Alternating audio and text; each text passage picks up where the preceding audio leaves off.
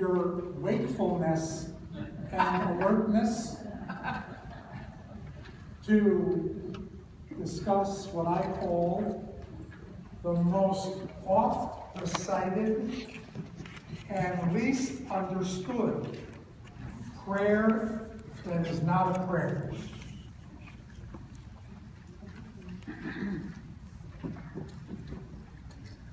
Holocaust chronicler Yafa Eliach writes, after the liberation, an American Jew named Lieberman went to Europe, traveling from monastery to monastery and nunnery to nunnery to find hidden Jewish children. He would walk into each institution and recite the Shema Yisrael. Those who responded, he would attempt to rescue. The priests and nuns had succeeded in teaching these Jewish children about the Trinity, the New Testament, and the Christian Savior.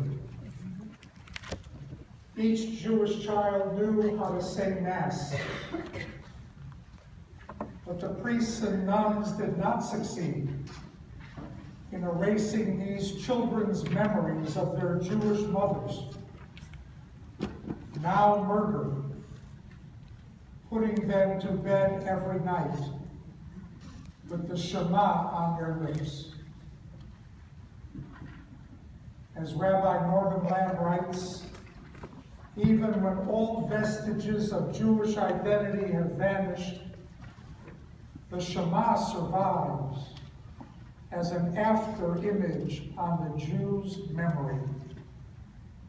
So closely is the Shema tied to Jewish identity that even the most assimilated Jews, whose relationship to their Jewish heritage is completely attenuated, recognize in the Shema their residual link to their ancestral people and millennial faith.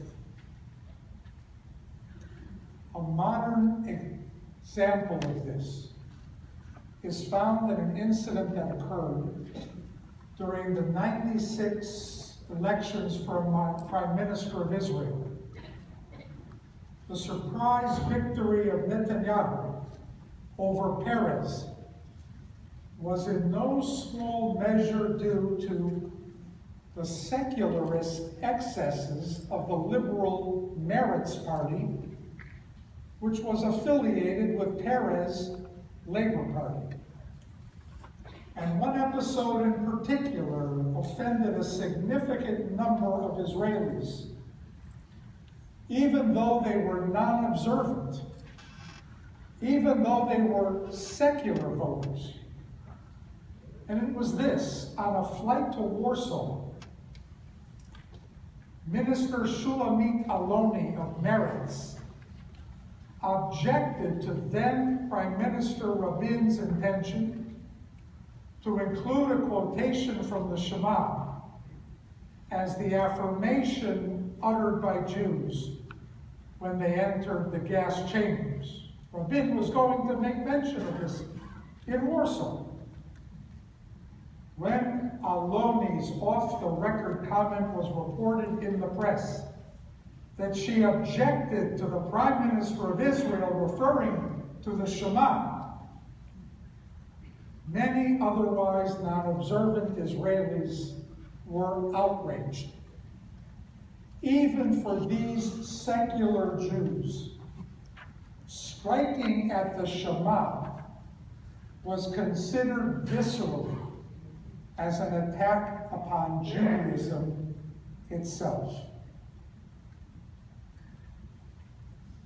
The Shema articulates the most fundamental Jewish principle. Every Jewish belief goes back to the faith of the Shema. Every belief flows from it has the most far-reaching implications for Israel's religious history and the spiritual destiny of humankind. So central is the commandment to recite the Shema that, as you all will see at our first Talmud class, let me pause here. Rabbi Judah the Prince, the redactor of the Mishnah, chose the Shema as the opening theme of the entire Talmud, asking, from what time do we recite the morning Shema? That's how the Talmud begins. And Jesus, being a good Jew, is quoted in the New Testament Gospel of Mark, declaring the Shema to be the first of all the commandments. Now, according to the Talmud, the Shema originally consisted of but one verse. Deuteronomy chapter 6, verse 4. But the recitation of the Shema in the Jewish liturgy came to consist of 3 portions from the Torah, 2 paragraphs from Deuteronomy, and 1 from Numbers. And there in the handout before you, take a look, you see the text of the Shema. That page begins, cover your eyes with your right hand and say, you see it? Now, we often think of the Shema as the first 6 words at the top. But the Shema is that entire page. 3 paragraphs, 2 from Deuteronomy, 1 from Numbers. If you were to examine the cloth, the parchment in your mezuzah, you would see there written by a scribe 22 lines in Hebrew, comprising the first 2 paragraphs of the Shema. Both of those paragraphs say we should write these words on the doorposts of our house and on your gates. So if you were to ask me, why not the 3rd paragraph? It doesn't refer to house and gates. It refers to the mitzvah tzitzis, putting fringes on the tallis. Very often, people mistake this because of what so many Reform rabbis have said over the years. I'm guilty of it too. You heard it at this service. You may have heard it all your life. Now we're going to recite the Shema. Please remain standing for the Via Hafta. As if the Via Hafta is a separate prayer. It's not. Please rise for the Shema.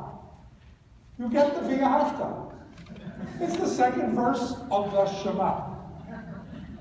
And now you learned from Rabbi Zilberman that in the new prayer book coming, you're going to have all 3 paragraphs in the new Matzah. Back to tradition. So here is the entire Shema Yisrael. Let me teach you that our tradition features 6 mitzvot tamidim. Mitzvah, commandment. Tamid. You know the Ner Tamid? The eternal light. Mitzvot tamidim. Constant mitzvahs. They're always commanded. Morning, noon, and night. All of the time. I once gave a little tour here of the sanctuary to a group of children, talked about it, and afterward one said that I really like that internal light. And I thought that student really caught the essence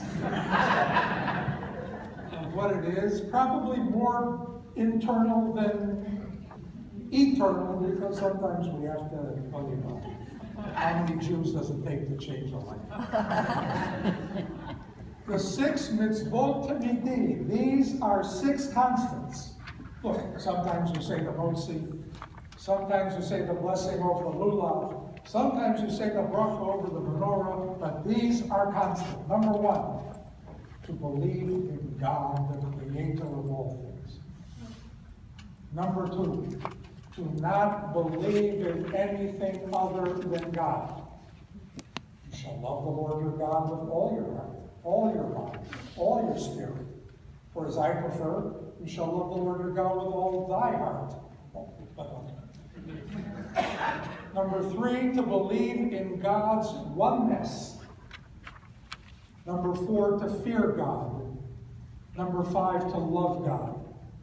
And number six, not to pursue the passions of the heart and go astray after your eyes. Constant. Number three, to believe in God's oneness is based on what is perhaps the most well-known verse in the Torah. It is not merely a declarative statement, it is a commandment. It requires belief in God as the cause of all existence. And it commands us to believe constantly that this God is one. So now for this afternoon, I want to focus on this word one. Echad. It is supposed to be the last word we say on earth. The Shema is supposed to be the last commandment we give utterance to. And if we cannot recite it, the rabbi says it for you. And therefore, we don't say the whole Shema over the first 6 words, and you end on the word Echad. One is the last word to be recited. One. You've heard of historian Arnold Toynbee, a real hilarious. Anyway, he once remarked, I won't translate it, that the Jews, quote, pride in being the first monotheists suggests that in the religious realm, all they care about is numbers. Darn tootin'. It's not all we care about, but it's very critical. We do care about numbers when it comes to God, because there's a great difference between faith in 3 gods or faith in 20 gods and faith in 1 God. The last words of the beginning of the Shema constitute what is probably the most significant and revolutionary expression in the entire lexicon of Jewish thought. Significant and revolutionary, the Shema. I want to propose 4 dimensions to the word Echad. Ever since Governor Perry, I've written down things like this when I say 4 or 3. You might remember what I'm referring to. First, Echad means God is the single source of all existence. If you have a multiplicity of gods, power is divided among them. You've read your Greek mythology, your Roman mythology. Here's a god of the sea, a god of the crops, a god of war. Their power ends at a certain point. But justice and morality cannot be divided. A semi-justice and another semi-justice add up to one great injustice. Therefore, the pagan gods were amoral and immoral, as is apparent in those racy stories of all that was taking place not only on Vesuvius, but down here among mortals. To say Echad is to affirm that the one God is the source of all morality and power. He doesn't share his power with any other entity. He is the source of all existence. Number two, echad, oneness, means indivisible. I used to think when we said the Pledge of Allegiance, one nation under God, indivisible. I thought it referred to God, but I learned later it refers to the nation. I don't think they say it much anymore, by the way. The Pledge of Allegiance, I'm not sure. But there we stood, picture of Lincoln, remember the picture of Washington? And that clock that took so long to get to 3 o'clock. But I digress. Oneness means indivisible. God's oneness, unlike everything else in the universe, does not consist of parts. It's indivisible. We perceive God in many roles. He may be kind, he may be angry, he may be merciful, he may be judgmental. But these are not different moods and attitudes. As in a multifaceted human being, they all flow from a unified, indivisible existence. Let me liken it to a ray of light seen through a prism. Though seen as a myriad of different colors, it is a single ray of light. So God's manifestations are one. Now, nothing corporeal, nothing bodily, nothing physical can be indivisible, can be a unity, because everything corporeal is a compound. We can separate ourselves into elements, chemical elements, for example. But God cannot be differentiated into parts of his being. There are no parts to his being. He is not only the single source of all existence, he is indivisible. Third, echad, or oneness, means beyond compare, utterly unique. Mi chamocha bo'elim Adonai. Anybody? Who is like you, O Lord? It's a rhetorical question. When we say God is one, we mean not only that there is none other, we mean that God is beyond compare.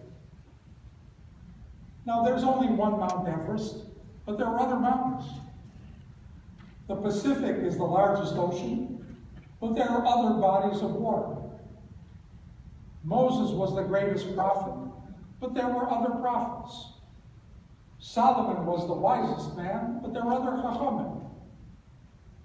God is one, and everything else is not. He is beyond any comparison. Now, anything physical is unique only in relative terms. Great, greater, or greatest. But others, though inferior, can be compared to it. Not so God's uniqueness. There's no beginning, there's no end, no limits, no partners, no competitors. Nisht. God cannot be compared to any of his creatures, even to the angels. Isaiah declared, "To whom will you then liken God?" Jeremiah, "There is none like you, O God." The psalmist, "There is none like you in all existence." And fourth, oneness means alone. Isaiah 43 is a critical text. "Before me no God was formed, nor shall be any after me." Know what I'm saying? Let me say that again. Before me no God was formed, and after me no God will be formed. The Shema is a declaration of war, a polemic against the worship of many deities. It may be the dualism of Zoroastrianism. It may be the Trinity of Christianity. It may be the myriad of gods in Hinduism. But Isaiah says, I have no father, I am the last. I have no brother, and I have no son. So Echad then means God is the single source of morality, unlike the pagan gods who represent different images of morality and immorality. Second, God is indivisible, having no parts, a complete unity. Third, God is utterly unique and incomparable.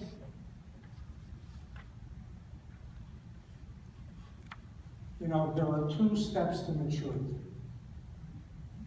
One is the moment we realize that our parents aren't God. We all go through that. The other is when you realize you're not God. Some haven't reached that stage. God is incomparable. We are not God. And fourth, God exists alone, and there is none to rival him. Positive implications. One, the unity of God leads us to the unity of humankind. Since one God must be the one God of one humankind. Hence, love your neighbor as yourself. Second, there's a unity to the universe. Harmony and structure. A single principle at work. Third, there's a unity to history.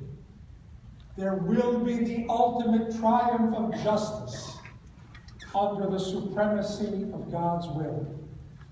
The one God will rule over the one earth toward one end, for the world as it ought to be. Let's turn now to how we recite the Shema. A Jewish man buys a horse. The seller tells him that this horse is different than other horses.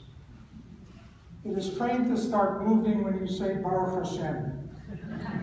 Thank God. And it only stops when you say Shema Yisrael. The new owner gets on the horse and practices reciting. Baruch Hashem, he says, and the horse breaks into a trot. Shema Yisrael, he announces. Sure enough, the horse stops. One day as he's galloping through the forest, he sees that the path ahead ends up with a steep cliff. Suddenly he realizes that he has forgotten the two-word formula needed to make the horse stop. Shabbat Shalom, he says. The horse keeps going. Adon Olam, he says. The horse keeps going. Toda Rabah, he says. The horse keeps galloping, realizing he's in mortal danger. He does what any good Jew would do when confronted with certain death. He screams out, Shema Yisrael! As trained, the horse stops suddenly, barely a foot from the edge of the cliff. Shaking like a leaf, he pulls out his handkerchief, wipes his brow, and says, Baruch Hashem.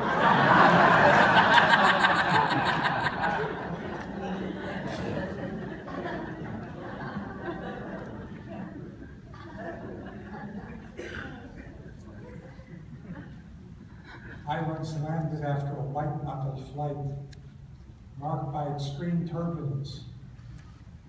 When I met those waiting for me at the gate, they noted my pallor and asked how was it. I answered, it was 55 Shema Yisrael. It is a mitzvah to recite the Shema once in the morning and once in the evening. It can be recited while standing or sitting. A new rabbi comes to a well-established congregation. Every week on Shabbat, a fight erupts during the service. When it comes time to recite the Shema, half of the congregation stands and the other half sits. The half who stand say, of course we stand for the Shema. It's the creed of Jewish history. Thousands of Jews have died with the Shema on their lips. The half who remain seated say, no. According to the Shulchan Aruch, the code of Jewish law, if you are seated when you get to the Shema, you remain seated. The people who are standing up yell at the people who are sitting, stand up. While the people who are sitting yell at the people who are standing, sit down. It's destroying the whole decorum of the service and driving the new rabbi Meshuggah. Finally, it was brought to the rabbi's attention that at a nearby home for the aged is a 98-year-old man who was a founding member of the congregation. So, in accord with Talmudic tradition, the rabbi appoints a delegation of 3. One who stands for the Shema, one who remains seated for the Shema, and the rabbi himself to go interview the man. They enter his room, and the man who stands for the Shema rushes over to the old man and says, wasn't it the tradition in our shul to stand for the Shema? No, the old man answers in a weak voice, that wasn't the tradition. The other man jumps in excitedly, wasn't it the tradition in our shul to sit for the Shema? No, the old man says, that wasn't the tradition. At this point, the rabbi cuts in angrily. I don't care what the tradition was. Just tell them one or the other. Do you know what goes on in services every week? The people who are standing yell at the people who are sitting, and the people who are sitting yell at the people who are standing, and the old man says, that was the tradition.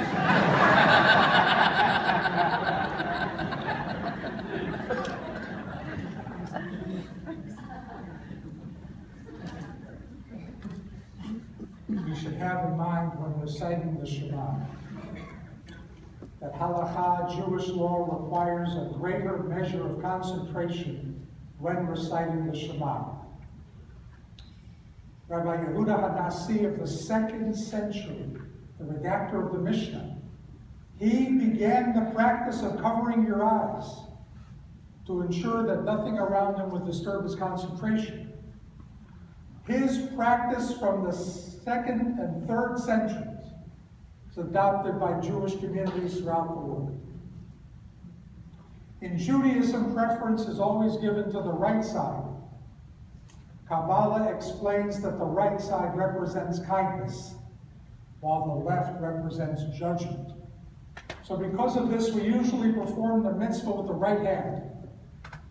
Therefore, when we cover our eyes to say the Shema, we do so with the right hand to focus on the meaning. Now, if you look at that sheet with the Shema on it, you see that the ayin of Shema and the dalet of Echad are written larger. They're written this way in the Siddur, they're written this way in the Torah. Ayin and dalet, you see it? Ayin and dalet together spell ed, which means witness. And when we recite the Shema, we are witnesses to the oneness of God by leading exemplary lives. And we are to recite each word of the Shema distinctly. We're not supposed to run it together, one word into the next. And I want to change your way of reciting the Shema right now. This is how it goes for the rest of your lives. We are supposed to prolong the word Echad. One. The unity of God, and think of God's oneness when we prolong it. The Aleph of Echad, one, teaches us that God is one. The Chet of Echad, the eighth letter, we bear in mind that God is the master of the seven heavens and the earth. And the Dalet with the numerical value of 4. Well, we acknowledge that God is sovereign over all directions. Some of you might remember the song, Hashem is here, Hashem is there, Hashem is truly everywhere. Anybody from preschool or kindergarten? Go back in the mists of time. I used to recite it in front of the preschool, standing over them. They'd sit cross-legged in front of me. Afterward, I would hear that they thought I was God. I didn't disabuse them of that notion. Anyone, the rabbis tell us, who prolongs the word Echad will have his life prolonged. If you want a longer life, stretch it out. Echad, oneness.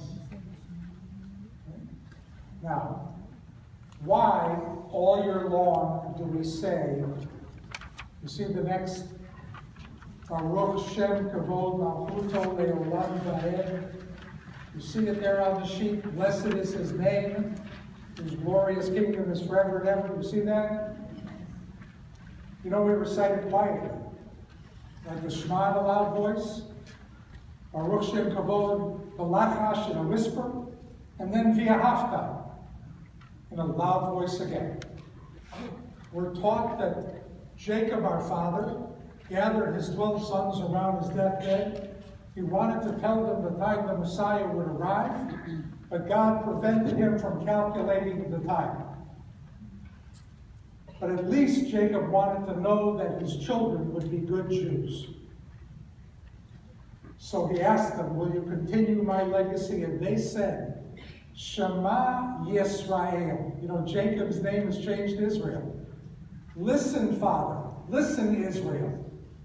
The Lord our God, the Lord is one. We'll keep the way. And Jacob said, blessed is his name, whose glorious kingdom is forever and ever. Now that's not in the Torah. It's in the Midrash. So we say a Torah verse, Shema loud, a verse that's not in the Torah in a whisper to differentiate the Torah from the Midrash, and then continue with V'ahavta, which is the next verse from the Torah. Only on Yom Kippur do we recite Baruch Shem in a loud voice, because the angels recite it in a loud voice, and we are angelic today. And if you're not, you've got another few hours to get with the program. So there you see a reading about Baruch Shem Kavod Malchuto Le'olam Va'ed. You see it? Now look at the word Malchuto on the handout. His kingdom. You know, Melech is a king. David HaMelech, anybody? You know, he must have recited the Echad very long, because Chai v'Kayam, he lives eternally. Malchuto, his kingdom, was introduced in the days of the Romans. Their emperors claimed divine honors, but for Jews there was only one divine king. In these circumstances, the Shema, in addition to being an affirmation of the unity of God, became a proclamation of loyalty to Ol Malchut Shamayim, the yoke of the kingdom of heaven. And the response, Baruch Shem, was expanded. They added the word Malchuto to refer to God's kingship. The Romans were trying to say you must demonstrate fealty to the Roman kingdom. We added the word Malchuto. God's kingdom is the only one to which we are loyal. Then the word Va'ed was added. This was a weapon of war in an internal Jewish struggle. At the time of the Second Temple, the sectarians argued, Ein olam ela echad, there's only one word, this. There's no life after death. The Pharisees pointed to biblical phrases that indicated God's concern extended min ha'olam v'ad ha'olam, from this world to another, earth and heaven. There was an afterlife. Baruch Shem therefore emphasized that the kingdom of God was le'olam va'ed, covering all time and space. So originally it was Baruch Shem Kavod. Later it was Baruch Shem Kavod Malchuto, and later it was Baruch Shem Kavod Malchuto le'olam va'ed, because there is an afterlife.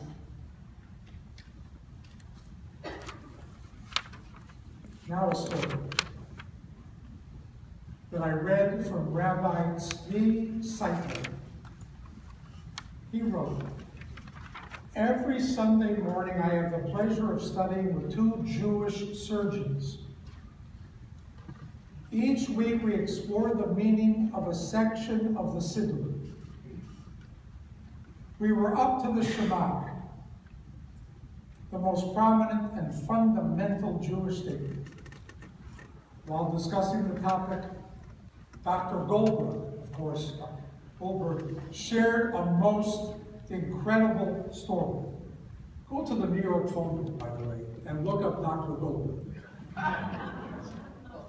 Just a few fewer than Dr. Schwartz, few fewer than Dr. Cohen. It's a wonderful exercise. You really feel your home. So many to choose from. Here's Dr. Goldberg's story. One morning while driving to work, he decided to take a route he normally doesn't take.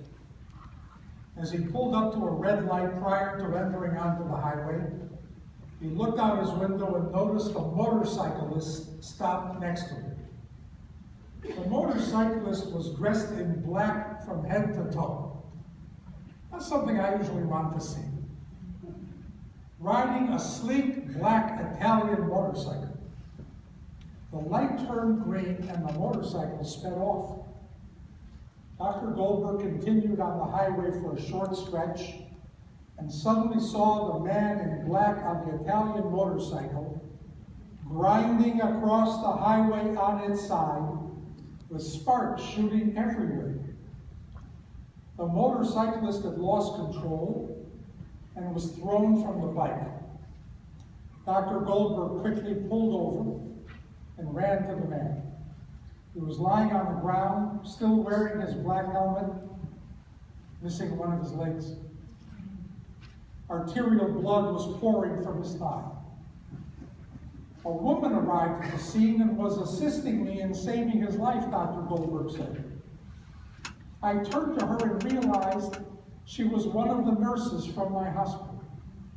She was running late to work that morning and happened to pass by at the exact time of the accident. She didn't happen to pass by, but that's another story. Dr. Goldberg realized that in another minute the man would bleed to death. He placed his lab coat on the man's artery and pressed with all his strength. The man lifted his hand to his helmet and began slowly pulling it off. I had no idea what to expect when I saw him removing his helmet, Goldberg said. I expected to hear groaning, cries, perhaps screaming. I was shocked and couldn't believe my ears when I heard the motorcyclist say, Shema Yisrael Adonai Eloheinu Adonai Echad. Dr. Goldberg managed to slow the bleeding until an emergency medical team arrived, who then rushed him to the nearest trauma hospital. He did not recognize the motorcyclist at the time, but as it turns out, they attended the same synagogue. On Rosh Hashanah of the following year, there was a knock on Dr. Goldberg's door. He opened it and immediately recognized the face of the motorcyclist standing there with his children beside him. I just wanted to thank you, he said, for saving my life. Dr. Goldberg finished the story, and the room was completely silent. Then he turned to me and said, Rabbi, this is what I think about when I say the words, Shema Yisrael. Rabbi Seitner said, it dawned on me that we are all this motorcyclist riding down the open highway. Maybe it's not a physical motorcycle, but as we travel down the highway through our personal lives, we all have accidents. We all hit bumps in the road that may throw us off course, sometimes in the form of overwhelming, life-altering trials related to health, family, finances, and sometimes the small aches and pains of living. That's when our belief in God hits the pavement, and we can gauge how real our faith is when we then say Shema Yisrael and proclaim God's unity. Do we see the divine orchestration of events, the blessings hidden within? Dr. Goldberg concluded, whether it's a motorcycle accident or challenge in the office or home, or a celebration of good fortune, I cover my eyes with my hand, regardless of what is in front of me today, and I declare Shema Yisrael. Finally, Dr. Viktor Frankl, renowned psychiatrist, tells of how he entered Auschwitz, was stripped of his possessions and clothing, and separated forever from his wife and children. He was left alone, naked, and told to proceed to the next room, a shower room. Through his ordeal, Frankl had kept with him a copy of his manuscript that he had been working on for years before his capture. And now he was being told that he would be killed if he tried to take anything with him into the shower room. He wrestled with his terrible choice: to leave behind the only shred of meaning in his life, or to forsake life altogether. Finally, sadly, Frankl parted with the manuscript and walked into the shower room. After showering, he obtained a new suit of clothes, once worn by a Jew who had not been so lucky, and who had been selected from work, but had been sent to the gas chambers. So sorrowful over the loss of his manuscript, Frankl slowly dressed in his new clothes, trying desperately to accept the fact that the last element of meaning had been taken from him. Frankl writes, as he dressed, he felt something in his shirt pocket. He reached in and found a piece of paper with writing on it, and he began to cry. And at that moment, when it seemed that life had lost all meaning, here was new hope and promise.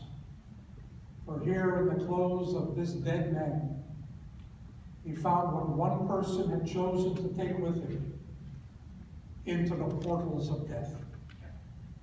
It was a page from an old prayer book, and on it were the words, Shema Yisrael, Adonai Eloheinu, Adonai Echad.